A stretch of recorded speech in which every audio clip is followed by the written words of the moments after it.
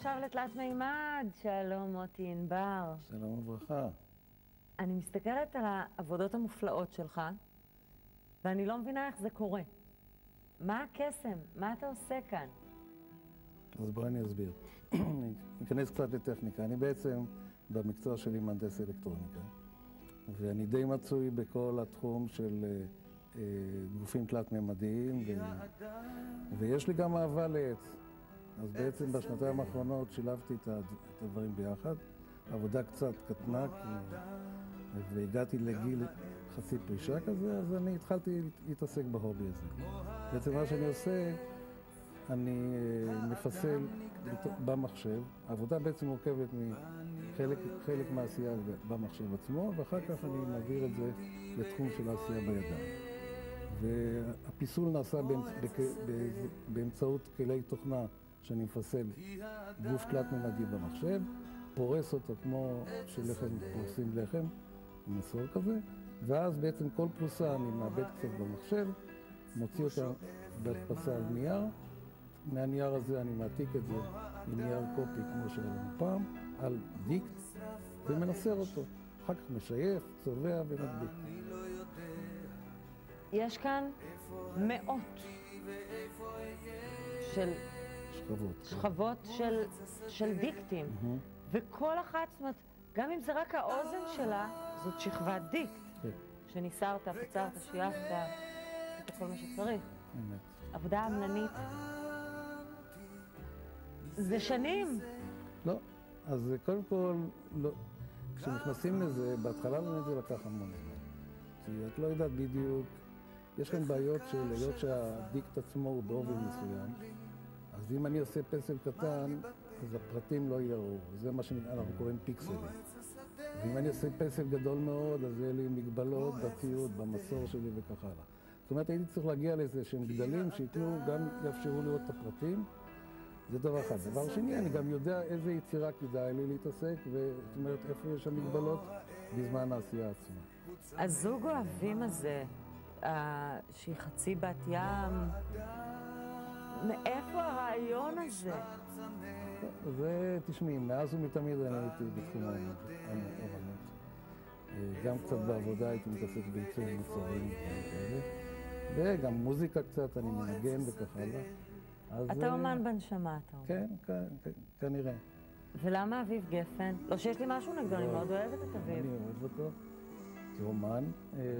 פשוט נקלעתי לא מזמן בעקבות The Voice, לאחד מהשירים היפים שלו שלא הכרתי, שנקרא קוצים.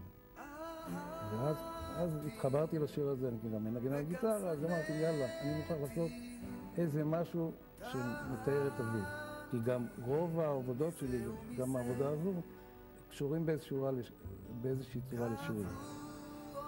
ואז אני אעשה מיצע כזה שנקרא קוצים. יש שם גיטרה, אני באמצע עבודה. יש שם גיטרה, ויש שם קקטוס שיוצא, וסירות נייר כאלה על המתרים. ואמרתי, נשים את התמונה שלו עם בצד הגפן.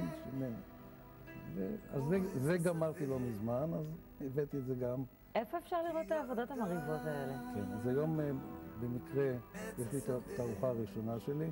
מזל טוב. תודה, שנערכת בתל אביב, בגלריית המגדל, שזה ברחוב דניאל פריש מספר 3.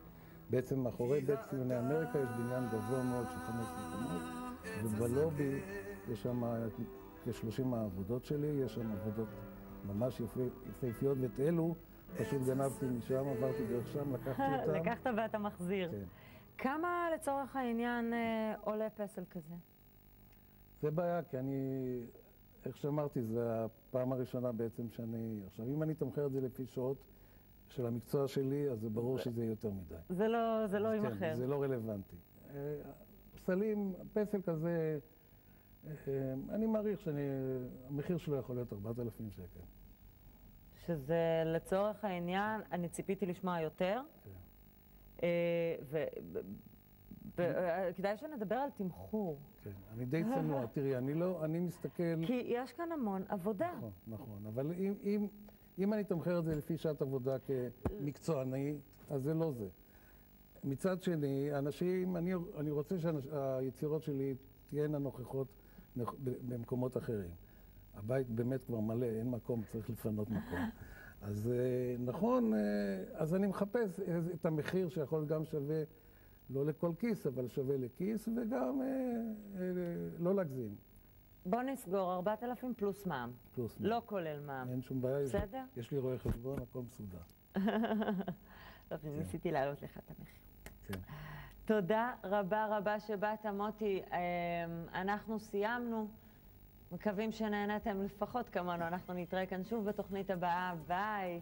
זה מדהים שתחביב שלך התפתח להיות משהו במיומנות כל כך גבוהה. שנייה, את יודעת, הדברים האלה למשל, אנחנו לא כל כך יודעים. זאת אומרת, אני יודע כי זה חלק מהמקצוע, אבל CT ו-MRI זה בדיוק זה.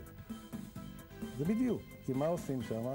לוקחים ומצלמים חתכים בגוף בפלחים מאוד דקים, ובונים, המחשב בונה את הדמות.